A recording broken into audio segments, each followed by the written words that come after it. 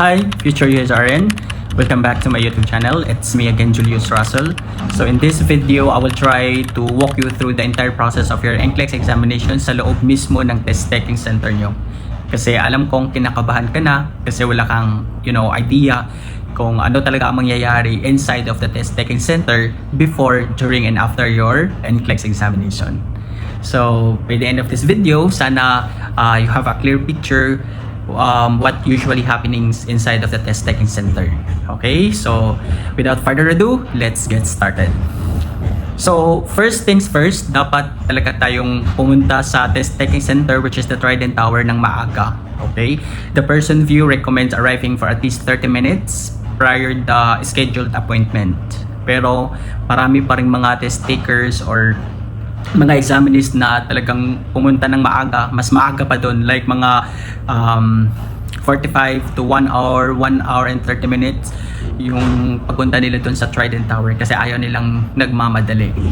Kasi kapag nagmamadali po tayo, it will also cause us mental block during your examination. So please, dapat po tayong pumunta ng maaga doon sa test taking center, which is the Trident Tower sa Makati City. May time ka pa to relax yourself, di ba? You have to comfort yourself before the NCLEX examination. So before you leaving your house or hotel, dapat double check nyo po yung passport or valid passport or yung mga valid acceptable government issued identification bago po kayo umalis sa bahay or hotel nyo. Kasi kapag hindi nyo po dala yung mga bagay na yan, yung mga importanteng bagay na yan, you are not allowed to take your NCLEX examination. So once you arrive at the Trident Tower, pumasok po kayo sa lobby and sabihin nyo po doon sa security guard na for NCLEX examination po kayo. And they will give you instruction kung anong gagawin nyo, and most of the time, hihingan po kayo ng identification card para makapag-login kayo and iwan nyo po yung identification card. Yun kasi yung proof nila na pumasok kayo doon sa facility nila.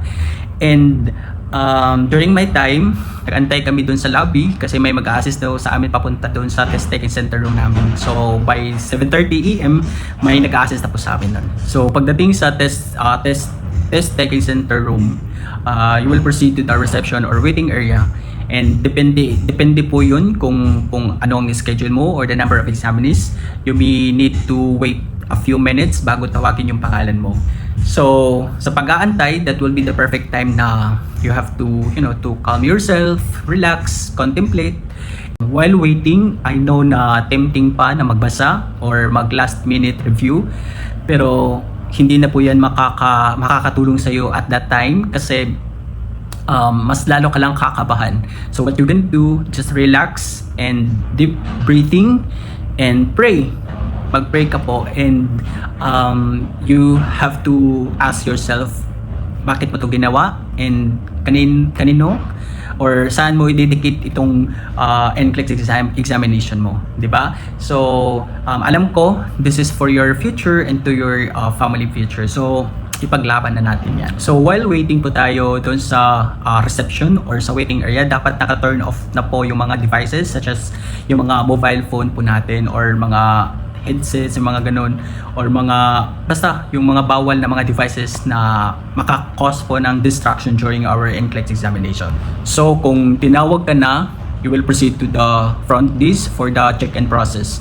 So the staff will ask for your valid passport or your valid identification or government identification so that they will carefully identify your identity. And then i-check po nila yung information doon sa valid passport and doon sa identification or government identification kung magmamatch ba lahat ng information doon sa kanilang system. After that, ipapaliwanag po ng ang test center policies and regulations. Dapat makikinig ka po during sa pag-explain nila kasi sobrang strict po ng person view when it comes their exam security. Next is the security procedures. So the person view takes the exam security procedures very seriously. And sa katunayan, maraming mga examinees, and isa na ako doon na naka-experience na sobrang higpit talaga during that time. First, kukunan ka po ng photograph, and this photo will become part of your testing records. And then right after that, you will provide your digital signature to confirm kung nag-a-agree ka pa dun sa kanilang mga testing center rules and regulation during your NCLEX examination. And after that, gagawin na po yung palm vein scan. So ito po yun. So yung palm po natin, parang ipapatong dun sa machine, maliit na machine, yung ganun. Tapos ipapatong po natin. So this is a biometric security measures to identify our identity every time na papasok at lalabas po tayo sa test taking center room talaga. So, di ba, meron po tayong break time. So, parang ganun yung gagawin para ma-identify kung ikaw ba yung pumasok o lalabas o magte-take ng break time during your NCLEX examination. So, after completing the security procedures, bibigyan ka po nila ng assigned lockers. So, doon po lahat ang mga bagay or mga dala mong bagay, like for example, yung smartwatch, yung mga phones po dapat naka-turn off po yun bago po ilagay natin sa locker natin. Lahat ng mga comfort items para magamit po during your break kasi may break po tayo. So, yung mga bottles, biscuits, yung mga ganon. So, lahat-lahat basta yung bag mo dapat nakalagay doon sa locker na ina-assign mo sa kanila. So, kapag nailagay na po lahat natin yung mga bagay doon sa assigned locker natin, dadaan po tayo ulit sa final screening security po. And bago po tayo makapasok talaga doon sa test center room, and the staff will ask you to empty your pocket to show na wala ka talagang dalang unauthorized materials. At kapag naka-long sleeve po kayo, pinapa-up or pina-roll up po nila yung mga long sleeve na suot nyo kapag naglo-long sleeve po kayo. Tsaka yung mga merong mga yung mga prescribed na mga eyeglasses, tine-check po nila or ini-inspect po nila bago po kayo papasokin doon po talaga sa test center room.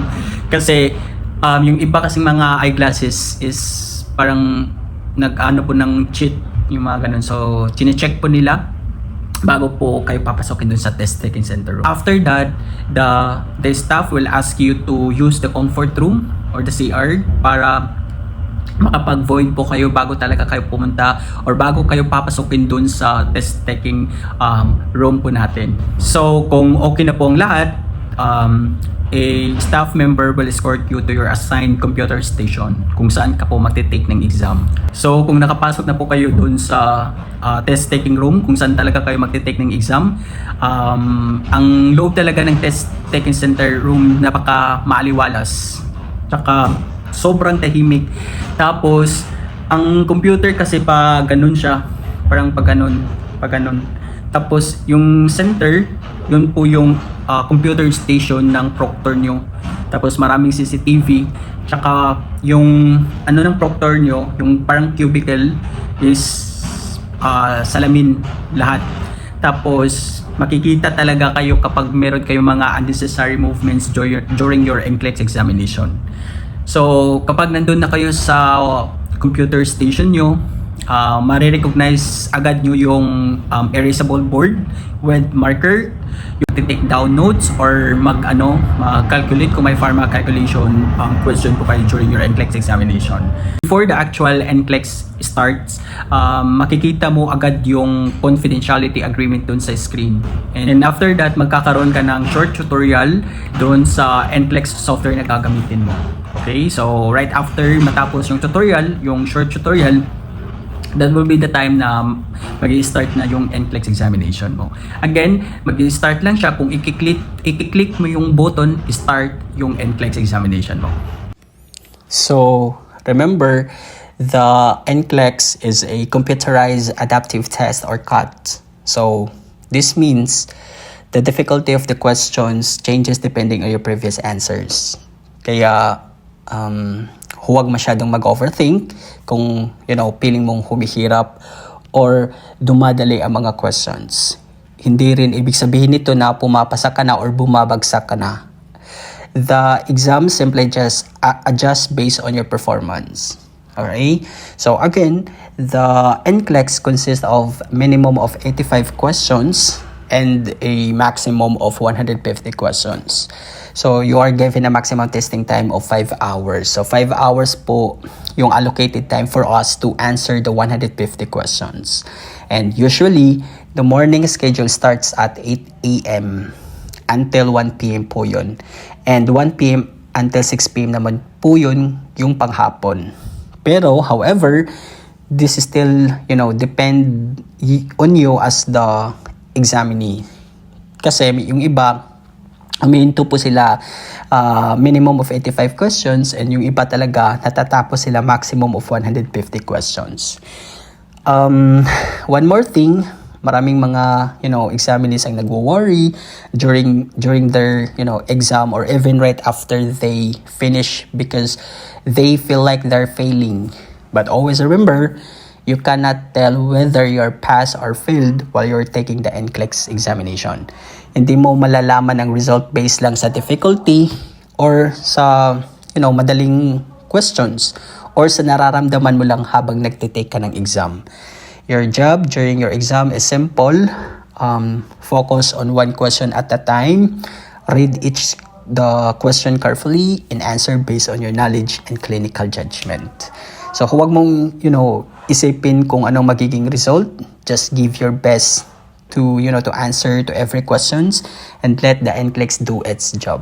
So, yun lang. So kapag natapos ka na sa NCLEX examination mo, it's either humindo ka sa minimum question which is the 85 questions or tinapos mo talaga yung 150 questions or the maximum questions which is yung 150 questions. Pagkatapos nun, magba-black screen yung computer mo which is normal lang po yun. Tapos after nun, a few seconds, mag-a-appear po yung survey questions regarding or related po sa NCLEX. Okay, sasagutin mo yung survey na yun. Then right after that, magre-raise ka po ng hands, yung right hands nyo po, tsaka mag-antay kung may nakapunta na ng staff para i-assist po kayo para makalabas na ng test taking center room. Then after that, isasagawa na naman yung last security procedures para makalabas ka na po. Then kapag natapos na po yun, kukunin mo na yung mga bagay na naka-restored doon po sa ating assigned lockers.